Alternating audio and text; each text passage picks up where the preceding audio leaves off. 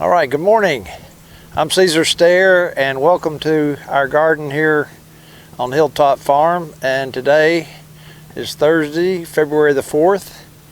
And it's a very warmy day, about 30 degrees, but a great day to prune boxwoods. And I'm fortunate in that a good friend, very good friend and expert boxwood pruner from Atlanta has come up from Atlanta to join us to do some pruning here on our boxwoods in what we call the pool garden. And her name is Anna Hauser, and she is an expert boxwood pruner, and she is going to talk about the particular boxwood we're going to prune today, why and how, and the magic of pruning and the beauty of pruning boxwoods.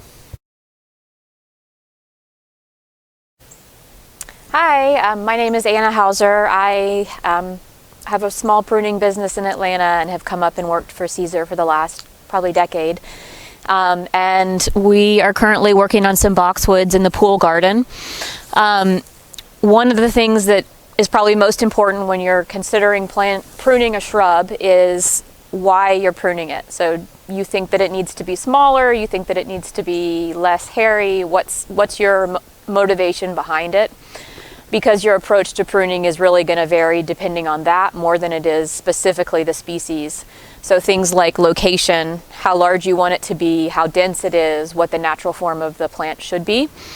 So these are American boxwoods. They have been pruned previously to be fairly tight kind of balls in a formal garden. Over the years we've thinned them and gotten them to be a little bit more of the classic kind of gumdrop shape that boxwoods tend to be, with just a little bit of pruning but not much shearing.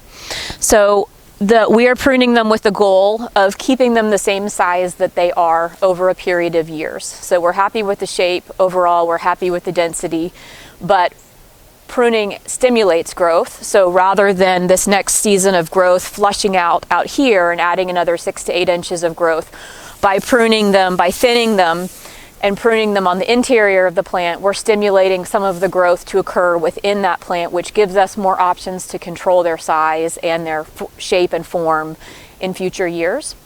So one of the first things I do when I am looking at a plant is that I really just try to pull it open and see what structure it has to begin with. Okay, so if you pull the boxwood apart, you can tell it's pretty tight, so you can see past pruning cuts where it's been pruned in past years. You can see all of the flush of new growth that was stimulated from the past pruning. And then you see, because it's a very dense plant, you also see plenty of dead leaves that have been shaded out because they're not getting any light. So part of our goal is going to be to make mini cuts within this interior so that we have a whole generation of new growth that's occurring within the existing structure. So the goal would be for it to have as many cuts kind of balanced throughout the whole shrub as possible without it looking severely pruned. And again, we're trying to make as few cuts as possible on the exterior. There's no need for a plant like a boxwood that's naturally very gumdrop shaped and full. There's really no need to shear it to make it look round. It already is round. So it's more a matter of enhancing the plant's growth within. So what I'll probably start with is I try to find these kind of leggy arm pieces that look like they're coming from the opposite side of the plant that aren't really where they need to be, or they're redundant. You see there's several branches here that are all kind of doing the exact same thing, growing back against the plant. So I'm just going to fight my way in and begin to thin it out. So I'm not making small cuts. I'm not cutting 4 inches off of it. I'm making cuts. Some of them are a foot and a half deep. And I'm also making cuts where cuts have previously been made before, because whenever you make a cut where there once was one stem, by pruning it, you're stimulating 3 to 5 branches. So all of the areas that you're pruning are getting thicker as you prune them, which is why you often find bird's nests within these areas of the boxwoods that we've pruned previously, because we create these sort of perfect little round flushes of growth. So I'm going to go in and thin out where I have previously cut. Some of them are, half an inch thick.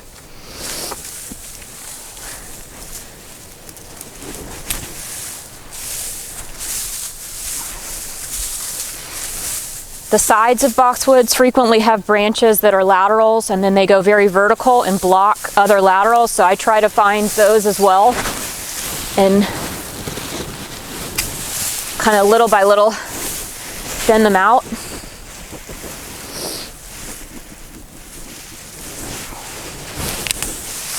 You can tell the growth that's been hidden, that has not been out in the winter sun, is a lighter green. So that also lets you see kind of the work in progress.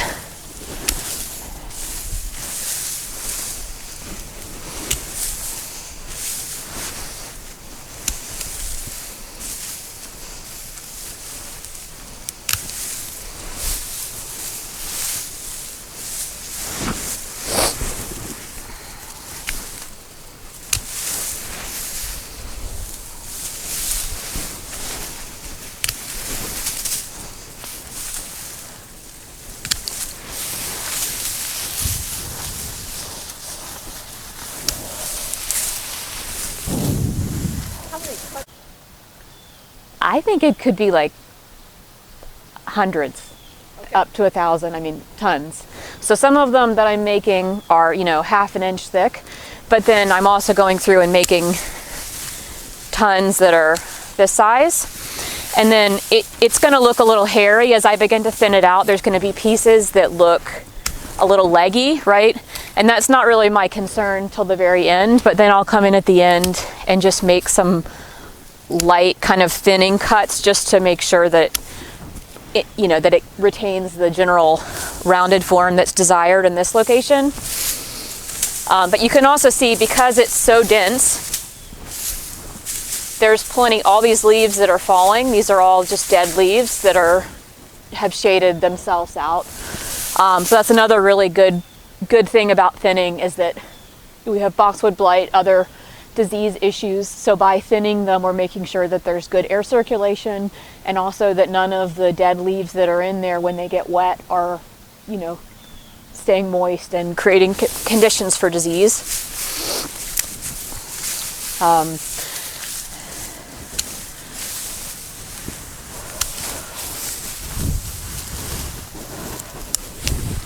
how long would it take you to prune a boxwood this size? These boxwoods are pretty dense, and I would say if I'm going very quickly, it takes me about 1/2 hour per boxwood. So I just sort of circle my way around.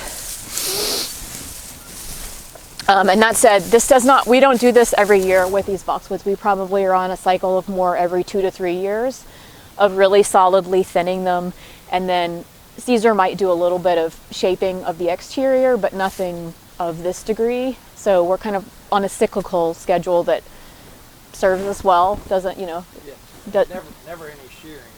Yeah. So even if you wanted to do some shaping, you can easily do some shaping with just hand pruners.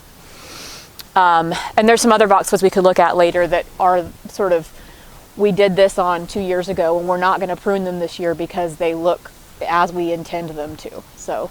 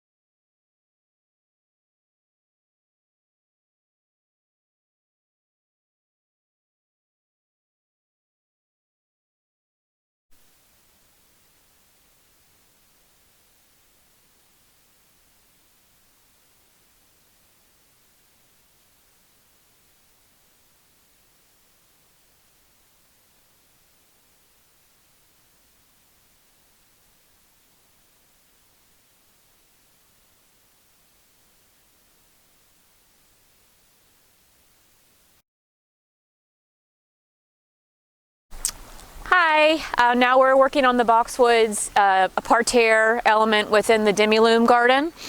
These are dwarf English boxwoods that have maybe been in the ground 15 years, Caesar? Since 2007. Okay, yeah, 15 years. And as you can see, they're very formal, kind of tiered growth. The yellowing that you see is just because there was probably an early frost after they had been lightly sheared late summer, early fall. So it's not atypical, and once they flush back out in spring, you won't see that at all, but it's not a disease or foliar issue. So there's actually someone else. I only come and help prune once a year in the winter. There's someone else that helps maintain the really nice sharp lines of this. But what I'm going to look at now is more of the internal structure of the plants to make sure that they have some internal growth so that we're able to keep maintaining the exterior aesthetics of the plant. So if you come and look inside the plant, you can see that, as is the case with most hedged plant material, almost all of the foliage that's contributing to the exterior form is really within the top, 4 inches max. Ideally, there's a little bit more in there, and that inner growth is really your insurance, which allows you to maintain the same form. Plants are dynamic, they're changing always, and by trying to maintain the same shape and size over time, it's useful to have a little bit more interior growth so that you can prune it and it will not look like it has been pruned. So what I'm going to do is go back through. So from the exterior, you won't even really see if you're standing on the side, because all the cuts I'm going to make are on the top of the plant. But I'm going to go in and make some very small cuts. And again, about half of them is all stalk, and then the other half is foliage. And the point is, by making this cut, we're stimulating new growth on the inside of the plant, so there will be more interior growth next season. And again, I kind of feel my way in. If there's an area that feels particularly heavy or dense, I know I can take a little bit of a larger piece out of that area. And frequently the edges of a hedge will feel that way because they're repeatedly getting sheared in the exact same place. So there'll be a little dents on the edge. And it's also not uncommon for hedges to begin to get broader at the top than at the bottom, and the opposite is actually ideal. So I'm going to make some thinning cuts along the top corner of it.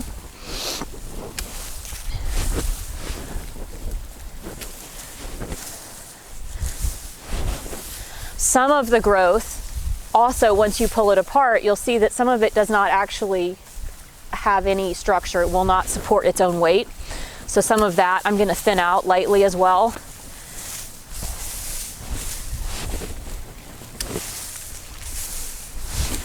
So again, these are all pretty deep cuts initially. And smaller cuts I would make at the end, or they can be made through just sort of a light shearing, whether you do that with hand shears or hand pruners.